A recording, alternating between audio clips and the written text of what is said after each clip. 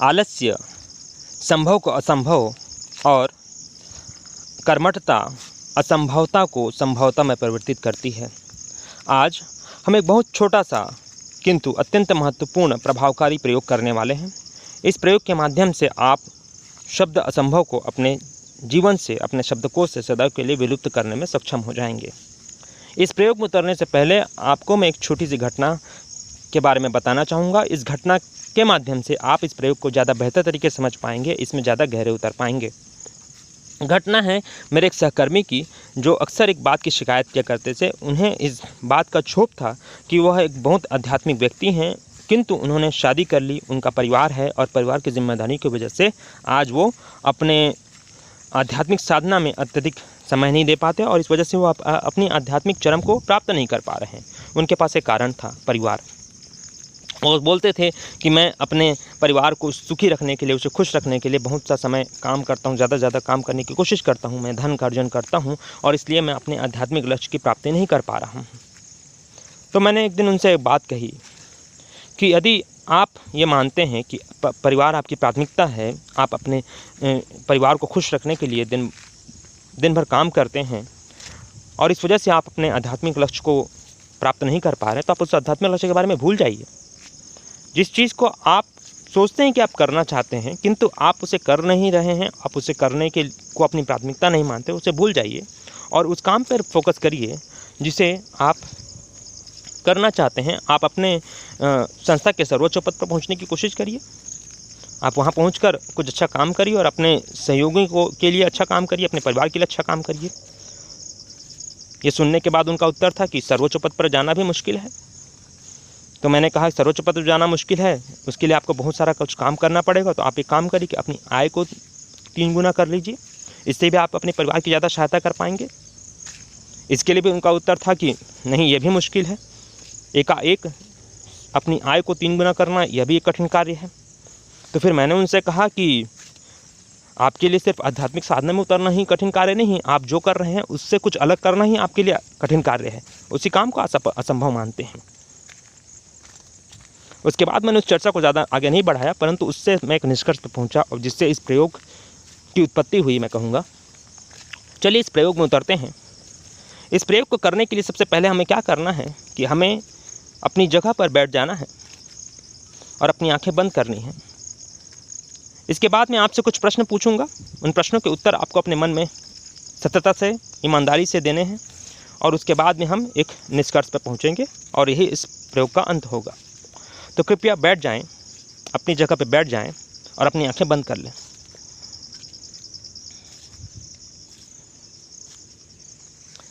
मैं मान रहा हूं कि आप अपनी जगह पर बैठ गए हैं और आपने अपनी आंखें बंद कर ली हैं। अब इस प्रयोग का पहला प्रश्न आपसे करने से पहले मैं शब्द असंभव को अच्छी तरह परिभाषित करना चाहता हूँ। हमारा बुद्धि तर्क लेता है कि मनुष्य के लिए हर काम तो करना संभव नहीं है। वह कह सकता है कि कोई व्यक्ति कह सकता है कि पानी में चलना तो संभव नहीं है। हाँ, मैं मानता हूँ कि पानी में चलना संभव नहीं है आज, परंतु शब्द असंभव जिस इस प्रयोग में हम उपयोग करने वाले हैं उसका तात्पर्य क्या है कि कोई ऐसा काम जिसे आप सोचते हैं कि आप करना चाहते हैं, कोई ऐसा काम जिसे आप सोचते हैं कि आप करना चाहते हैं किंतु कुछ परिस्थितियों की वजह से, कुछ संसाधनों की कमी की वजह से, कुछ क्षमता की कमी की वजह से, कुछ ज्ञान की कमी की वजह से आप उसे नहीं कर पा रहे, किसी और कारण से आप उसे नहीं कर पा रहे हैं। ऐसा एक असंभव कार्य हमें ढूंढना है। तो इस प्रयोग का पहला प्रश्न है कि आप अपने आप से पूछिए कि कौन सा एक ऐसा काम है जिसे आप मानते हैं कि आप सच में करना चाहते हैं। वह आपका सपना है, आप वो करना चाहते हैं, सच में करना चाहते हैं। वह कौन सा ऐसा काम है किंतु किसी परिस्थितियों की वजह से आप उसे नहीं कर पा रहे हैं। ऐसा एक काम ढूंढिए। एक से ज़्यादा विकल्प आपके पास नहीं होने चाहिए इस प्रयोग के लिए। कोई एक ऐसा काम ढूंढिए। हो सकता है कि कोई कहीं कर्मचारी हो, वह सिंगर बनना चाहता है, कोई ऑथर बनना चाहता है, कोई राजनेता बनना चाहता है, कोई बिजनेसमैन बनना चाहता है, कोई खुद का विश्व का भ्रमण करना चाहता हो, कोई भी इच्छा हो सकती है, कोई आध्यात्मिक साधना में उतरना चाहता हो, पूर्ण तरह योगी बनना चाहता हो, कोई भी ऐसा लक्ष्य हो सकता है जिसके जो आप सोचते होंगे कि आप करना चाहते हैं किंतु आप कर नहीं पा रहे हैं, बिकॉज आपकी जो वर्तमान परिस्थितियाँ हैं उसके पक्ष में नहीं हैं। कैसा कोई भी एक असंभव काम आप अपने मन में सोच लीजिए। जब वह एक असंभव काम आपके पास है तो मैं आपसे अगला प्रश्न पूछता हूँ, वास्तव में उस असंभव काम को संभव करने के लिए क्या आवश्यक है? जैसे एक उदाहरण लेते हैं, कोई व्यक्ति है जो एक बहुत ही सामान्य तरह से किसी संस्था में काम करता है और वह एक राजनेता होना चाहता है, वह अपने राज्य का मुख्यमंत्री होना चाहता है मैं कहता हूँ। तो राजनीति का उपयोग मैं इसके लिए कर रहा हूँ उदाहरण के रूप में, क्योंकि राजनीति एक बहुत ही मैं कहूँगा प्रचलित और कहूँगा लोगों के बीच प्रिय है शब्द है, तो मैं उस राजनीति का प्रयोग कर रहा हूँ। तो मान लीजिए एक व्यक्ति है जो राजनेता बनना चाहता है और वह कर्मचारी है, वो एक राजनेता अपने क्षेत्र का मुख्यमंत्री बनना चाहता है, अपने राज्य का मुख्यमंत्री बनना चाहता है। तो राजनीति में जाने के लिए क्या क्या चाहिए? तो राजनीति में अगर भारत की मैं बात करूं तो भारत में जनतंत्र है, लोगों का समर्थन आपको चाहिए और लोग आपको समर्थन तब करेंगे जब आप उनकी समस्याओं का समाधान करने के लिए अपनी क्षमता उन तक पहुंचा पाएंगे। आपको धन की आवश्यकता होगी, आपके ऐसे लोग चाहिए होंगे, आपकी ऐसी सेना चाहिए होगी जो आपका प्रचार प्रसार करें और आप इस बात को उन तक पहुंचा पाएँ कि उनकी जो समस्याएं हैं उनको आप तुरंत ही सत्ता में आने के बाद सुलझा देंगे, उनकी सहायता करेंगे, उनको जीवन को अच्छा करेंगे। ये एक राजनीति की आवश्यकता है। तो आपको जन समर्थन चाहिए, लोक शक्ति चाहिए, आपको धन चाहिए, ये आवश्यकताएं हैं। परंतु क्या लोगों का समर्थन पाने के लिए, लोगों तक पहुंच जाने के लिए आपको वास्तव में इन चीज़ों की आवश्यकता है कि इसके बिना भी आप कर सकते हैं?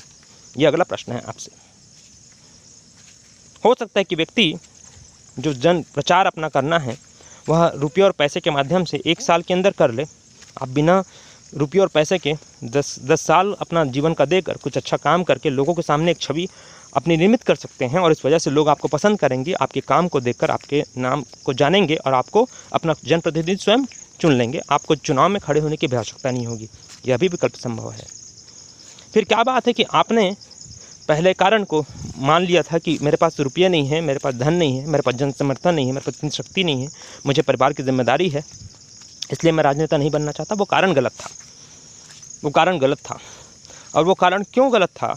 क्योंकि आपने ये सोचा कि आप राजनेता नहीं बनना चाहते क्योंकि आपको कुछ और करना है, आपको अपने परिवार को खुश रखना है, आपको एक सुखद जीवन चाहिए, आपको एक हर महीने एक वेतन चाहिए, आपको जीवन में कोई परेशानियां नहीं चाहिए, आपको खाना समय पर चाहिए, आपको सोना समय पर चाहिए, आपको अपने परिवार को खुश देखना है, आपको अपने बच्चों को अच्छी तरह शिक्षा देना है। ये सब आपकी प्राथमिकताएं हैं और इन प्राथमिकताओं में कोई भी बुराई नहीं है।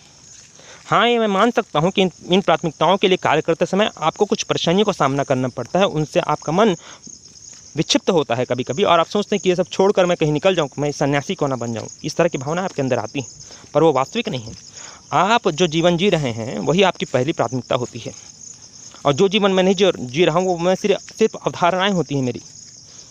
मैं अपने अच्छे राजनेताओं को देखता हूँ, उनके वैभव विलास को देखता हूँ, अपने नेताओं को देखता हूँ, उनका जीवन देखता हूँ कि कैसे वह जी रहे हैं और मेरे को लगता है कि उनके जीवन में कोई परेशानी नहीं है और मेरे जीवन में ढेर सारी परेशानियाँ, क्योंकि मेरे पास वो धन संपदा वो शक्ति मेरे पास नहीं। इसलिए कभी हमारा मन कहीं और जाने को कहता है, परंतु इसका मतलब ये नहीं है कि हम सच में कुछ और होना चाहते हैं। किसी इच्छा का होना का मतलब यह है कि किसी और इच्छा का ना होना, और ऐसी जो भी इच्छाएं हैं वो सदैव पूरी हो जाती हैं। यदि आप आज परिवार का पालन पोषण कर रहे हैं, आप अपने परिवार के साथ जी रहे हैं, आप अपना काम कर रहे हैं, इसका मतलब ये है कि आप वो काम करना चाहते हैं और इसलिए आप वो कर रहे हैं। ऐसी बात नहीं है कि आप वो करना नहीं चाहते और आपसे कोई ज़बरदस्ती करवा रहा है, आपके पास उसका कोई विकल्प नहीं है। अगर आज अपने परिवार को छोड़कर जाना चाहें तो आप जा सकते हैं, परिवार अपनी व्यवस्था बना लेगा। परिवार आपके ऊपर कोई ऐसा आश्रित नहीं है, यह आपकी इच्छा है, ये आपकी इच्छा ने आपको पकड़ के रखा है, किसी और ने आपको पकड़ के नहीं रखा है। इस बात को अपने मस्तिष्क में बहुत साफ कर लेना चाहिए।